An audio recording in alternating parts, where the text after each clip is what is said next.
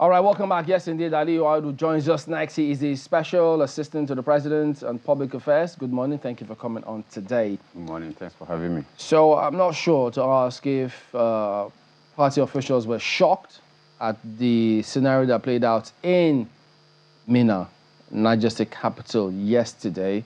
First of all, were you, by the way? No, I wasn't. The party wasn't? My party hasn't been. Why? Because the president, everybody knows that people are going through hard times. Yeah. So what then is the response? I mean, we've seen the statement from the spokesperson of the APC, Mr. Moka, saying, surprising to some people too, that these are political opponents who instigated the crowd. So if party officials like yourself were not surprised, you saw it coming, why were you surprised to see his comments? I mean, sometimes it's about perception. It's how he sees it. You know, it usually doesn't mean he's right or wrong. You see it differently? Yeah, I see it differently. And the government sees it differently. Mr. President sees it differently. And, you know, everything that is being done is to address all of this. But, you know, we understand that to get through this stage where we find ourselves, these are some of the, you know, side effects of critical changes, critical reforms that has to happen. It's been a long time coming. And Mr. President and the entire team understand the fact that when I say we, not just because we're in government, because we're not in government a couple of years back, a lot of people have heard this, Nigerians have heard this, you know, give us a little time, give us a little time. But Mr. President is saying, I mean, this time is different. And everything that's happening shows that it's different. I mean, the charts, the indices, the data, it's showing that, yes, something is being done. You know, we've just turned around a disastrous run. That's the truth. We've had a system that's been built not to be inclusive over the years, and even that system broke down on itself. The center could no longer hold. It wasn't even able to cater to the few and selected privilege that it used to cater to anymore, and having to turn that around and you're not just fixing that, you're now ensuring that it's all inclusive and it's something that is for the long run, not just immediate. I mean, which the president has gone to the root cause of all of these issues. And the biggest elephants, you know, in the room are being dismantled. The pieces are going to shatter. I mean, we're going to feel some impact. We're doing cleanup. So here's the thing. Why does it come across to a lot of people that even the APC governors don't seem to be pulling their weight and doing things to ensure that these things don't happen? Because if they are saying, well, opposition did this, these are states controlled by the APC. I totally agree. Without trying to make it political, you know, it's fact that it's not news that the subnationals have not been pulling their weight, and that's because attention. So why is that? I mean, we had a centrally managed system over a long period of time where attention has not been paid to the local government, the state government, the subnationals. And it's come to the point where, you know, the system at the center isn't enough. You know, itself alone isn't enough to handle everything. Mr. President knows, and that's why everything he's done has been, I mean, his position from day one. He ran into trouble while he was, you know, governor of Lagos State, trying to take government closer to the people, because he understands what it means, and trying to strengthen the local government, strengthen all the other subnationals. I mean, we've come to the point where everybody has to wake up, and this time maybe we are having the right conversation. I mean, you know what they say, challenges present opportunity. We are now being able to touchlight the relevant subnationals, you know, getting them to wake up. With the subsidy removal, there's been an increment, you know, a tremendous increment in what goes to the states, what goes to the local government. What are they doing with this? We do not expect salaries to still be owed. We do not expect contractors to not be paid. There are a lot of ways that the states need to be pulling their weight at this point, and it's about time we decentralize our attention on not on the presidency, but look at the other people we voted into offices, local government, state government, and ensure you know, they pull their weight and, and pull ourselves out of where we currently are. Okay, so we'll just we'll continue with this in a moment. I just need to just this piece of information that's coming through now is that the EFCC has arrested and they're detaining Hadi Sirika's brother over 8 billion naira aviation ministry probe. Well, the EFCC arrested him. That's Mr. Abubakar Ahmed Sirika, the immediate younger brother of the former Minister of Aviation, Mr. Hadi Sirika. His arrest followed the Commission's investigation of the activities of the Aviation Ministry for conspiracy, abuse of office, diversion of public funds, contract inflation, criminal breach of trust, and money laundering, amounting to 8,069,176,000 naira, 864 naira. That's during the time of his older brother, Hadi Sirika. The sum, according to the EFCC, is for 4 aviation contracts from the former minister to a company known as Nigeria Limited, owned by his younger sibling. Now, apart from being listed as the company's MD CEO, Abubakar is the sole signatory to the company's 2 accounts domiciled in Zenith and Union banks. Or sources within the commission say the minister awarded the contract to his brother, Abubakar, knowing that the latter is a civil servant, a deputy director on level 16 in the Federal Ministry of Water Resources, where he's been working since 2000 till date. The first of the controversial contracts from the former minister to Nigeria Limited was on August 18, 2022, and it goes on. So there's more detail on this matter. I will bring you that story. He was arrested on a Sunday. So, yeah. It's interesting that information is just coming out, even though he was arrested on a Sunday. But also the fact that it is the minister's younger brother that has now been arrested, not the minister whose ministry, or whose tenure is being investigated. So this looks like a matter of time now. Indeed. They say that he awarded the contract to his brother, knowing that he's a civil servant to date. Which means that it means the questions will have to be answered. It's very disappointing, really, when we hear stories like this and what it says about public office and being able to leave public office. It's been a long time now, but since I heard of a public official who left office and there wasn't some kind of probe and these kinds of stories following afterwards. But like you said, it's a matter of time. Yeah. If the investigations are ongoing, we'll see what happens. Well, Nigeria Air, I guess maybe now there will be some substance to what has been in the air all along. But this is where we currently are, and a lot of people are also wondering, it's the same APC government. Protest has been in the air too. I don't know how, for a number of people, I think when my colleagues when Chamberlain started this conversation, he talked about party, Mr. Moka's statement, and how he thinks that, some opposition element, and you have said, well, that might be his own opinion. You see things very differently. And what we're seeing right now, what the EFCC is uncovering, what the CBN governor, spoke to, was it yesterday or 2 days ago, also was very heavy. The fact that $2.4 billion, nobody's able to account for how that money was given to entities that did not exist. These are mind-boggling amounts of money, that people are wondering, when would the people involved, the people who got this monies accidentally, even without asking, when would they be brought to book? But these are the effects it's currently having on the people. And I think for a number of people, what they're seeing in Niger State is no surprise. But what we understand, even on the dailies right now, Jigawa and Taraba residents are asking that, food prices be controlled. The governor of Niger State has said no big trucks will be allowed to buy grains en masse. Is it an indication of the area, the trajectory that perhaps this government is looking at in terms of controlling food prices, having an immediate impact on what the people are actually saying in terms of food, in terms of security, in terms of being able to go back to the land? Oh, yes. I mean, what the systemic challenges that needs to be dealt with.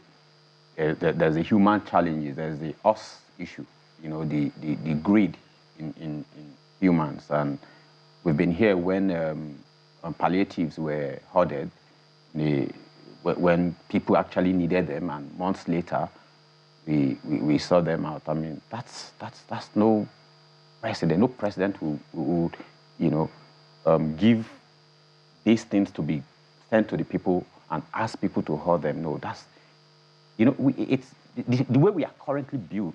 You know, it's so easy to cheat the system. It's so easy to get greedy, and it's so easy to have people who are more likely wanting to do wrong than do right. There is that part that we are going to have to, you know, talk to ourselves. We're going to have this conversation, you know, before any of this can work. The functioning unit of government, the functional, you know, essence of government, like government that can work, you know, needs to be established. And it's this where all of the policies, all of the program being listed, all of the steps being taken by Mr. President so far are not just to address symptoms. You know, it's to put a system in place where it becomes difficult for people. I mean, we're not going to just be going chasing after people when they steal. No, first thing first is to prevent it. Let's make it harder. Let's make it unattractive to steal. I imagine you're making reference to the EFCC statement. Is that what you're talking about? To everything. I mean, there are a lot of people who are hoarding. You wonder, for instance, you go about to the banks and you can't get notes. You can't get Naira notes. But there are people with bundles spraying this in parties and events. And you wonder where they come from.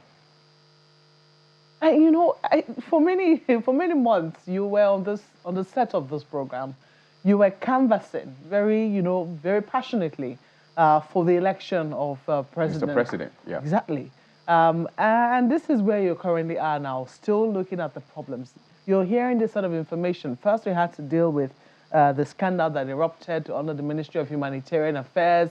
You know, that's there. Right now, the EFCC is coming out with another one under the Ministry of Aviation.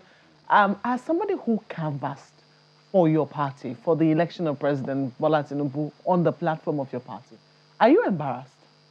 No, I'm not. I mean, it's You're not? No, it's something we have. I mean, there's something we need to understand, that there are many well-meaning Nigerians who have seen this long ago, you know, starting with Mr. President.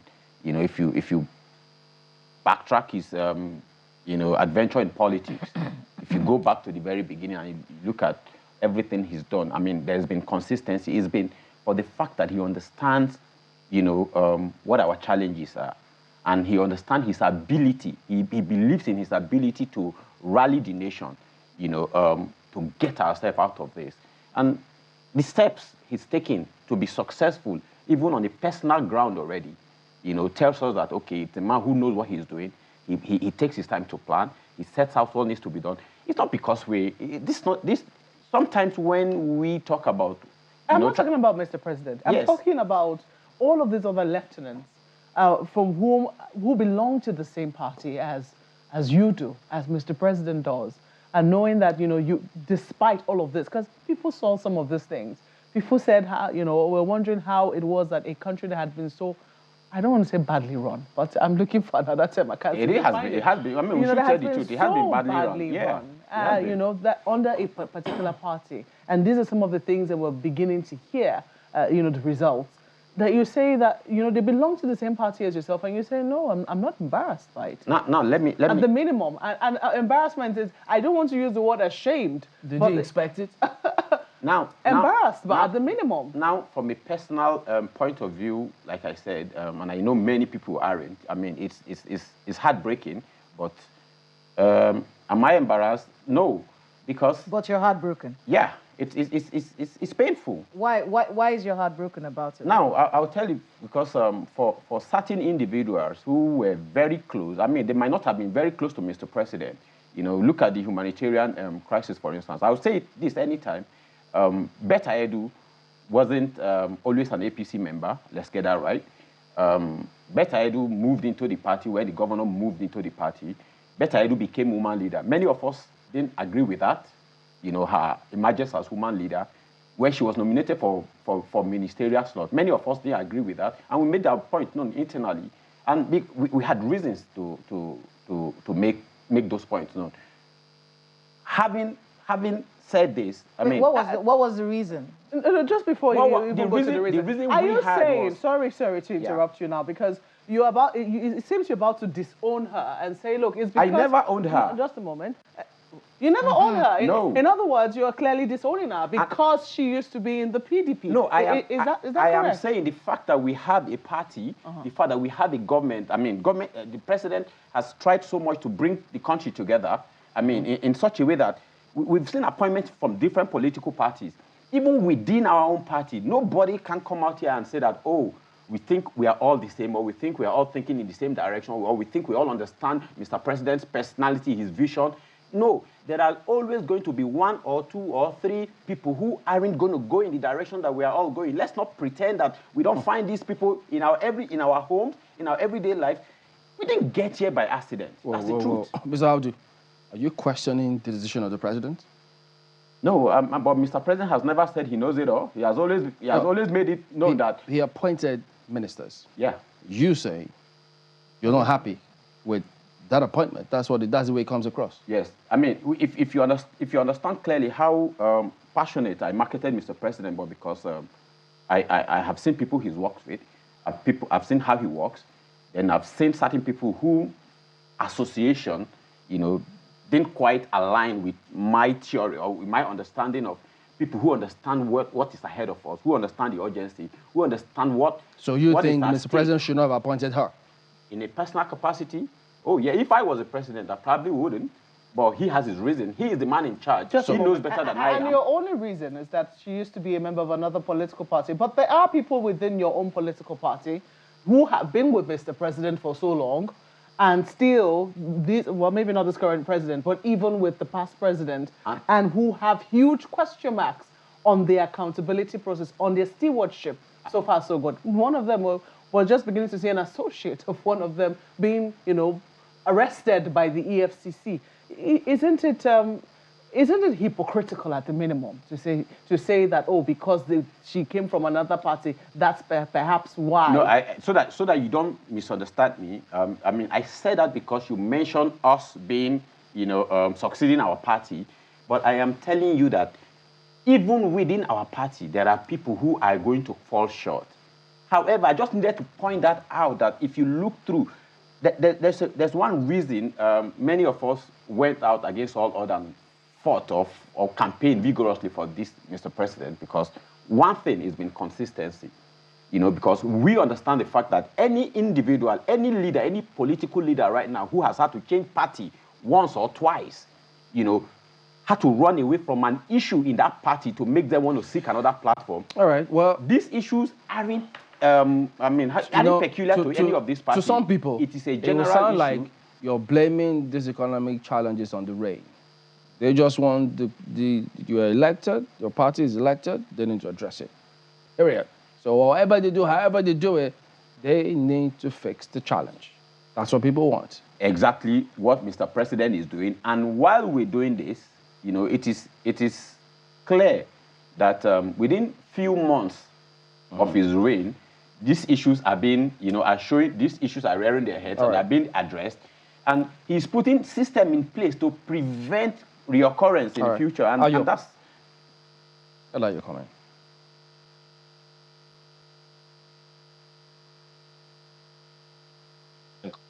Not hoarded. For instance, take the issue of palliatives that were hoarded at some point. Take the issue of collaborations. The governor is saying that he is going to speak to the president concerning the issues in his state. Is there nothing that the states can do? You said now that the president cannot do it alone. Is there a problem of collaboration between the federal government and state governments so that the challenges of people can be ameliorated? Yeah, of course. I mean, it's not just even within the central government itself. There are departments, there are agencies and ministries that need to collaborate more. if there's anything we understand is that we haven't been doing a lot of collaboration, and we have not been, utilizing our resources judiciously, and it's been a practice of operating in silos, and we haven't gotten a collective, result that we all desire. And to change narrative, to move away from that, there is definitely need for collaboration across. I mean, there is need for us to understand that we will not succeed in isolation. There is no individual success in a collective failure. We are going to have to work together. We're going to have to stress that need to understand that we want the same thing. We want a country that works. And we need to set, a national objective, a national vision, a longer plan where we buy and get every member of the country, every citizen of this country aligned with it, understand that we will pull and push together, and we will achieve results together. Between state, local government, and federal government, a lot more needs to be done. I mean, there's the responsibility part over the years, or on the part of the governors, on the part of the local government. I mean, we hear when bailout funds were sent to governors, and most of those funds were converted into forex, and part of the things allegedly, part of the things we notice with our FX challenges are coming from the fact that certain, subnationals are not living up to their responsibility. It is time for us to ensure we give everybody's, we pay attention to each unit of this government, make them more functional, make them more purposeful, and make them respond to their immediate responsibilities, and we'll all be better for it in the end. Well, so going forward now, what then should be the conversation? Because one of the challenges that I think a number of people have had over time with governments at various levels, including this government, is that of communication. It's one thing to push information out to people. It's for another thing entirely for people to own the conversation. What happened in Niger State is a demonstration, clear demonstration, that people do not understand what government is saying. So how do you persuade people in Niger State and several other parts of the country that everything is going to be better in the end? We only need to be patient, when the body language of the federal government is no different. Yes, I mean, within the presidency, we're having conversation. We're looking at ways we improve communication with the citizen. We're looking at ways we open up feedback channels. We're looking at ways we explain policies, programs, and projects, and get Nigerians to know what they mean and how they can key in, and how this will translate into greater good in not so distant time. There is need for more communication from us. There is need for us to listen more. There is need, and that's exactly what we need to do next, because it isn't, the idea for us isn't for Mr. President to succeed. No, it's for the Nigerian people to actually feel the success. It's for the Nigerian people to largely say, okay, we have moved from where we used to be to where, in the direction that we want to be. And to do this, we have to improve on how much information we give out. We have to improve on how much explanation we do to the public. We have to increase our, reduce that gap between the people and the government, and bring them on board. So, and of course, yourself, the media, is essential, because the government won't do this alone. We are going to have to ask all of the right questions. We're going to have to ask, but only with the very essence of getting us to work. In other words, at the moment, you think the government is failing in that responsibility? Oh, we can do better. Okay, means you're failing. All right, Aliyu Audu, Special Assistant to the President on Public Affairs, thank you for coming on today. Thank you for having me. Well, just to recap this one, we did tell you earlier that the EFCC has arrested Mr. Abubakar Ahmed Sirika. That is the immediate younger brother of the former Minister of Aviation, Mr. Hadis Abubakar Sirika. Well, his arrest, the Commission says, follows investigation of the activities of the Aviation Ministry for conspiracy, abuse of office, diversion of public funds, contract inflation, criminal breach of trust, and it amounts to 8,069,176,864 naira during the time of his older sibling, Hadi Sirika. So questions about allegations of money laundering, all in the works there. We'll definitely get you more details, just so keep it locked here. Well, that is the show today. We thank you all for watching. We'll see you again tomorrow. I'm Chamberlain Asol. Goodbye. Thank you. I'm Maokwe Ogun Yusuf, wishing you a very productive day. And I'm Kayla Megwa. Thank you so much for tuning in. Amaya Makinde, do have a wonderful day.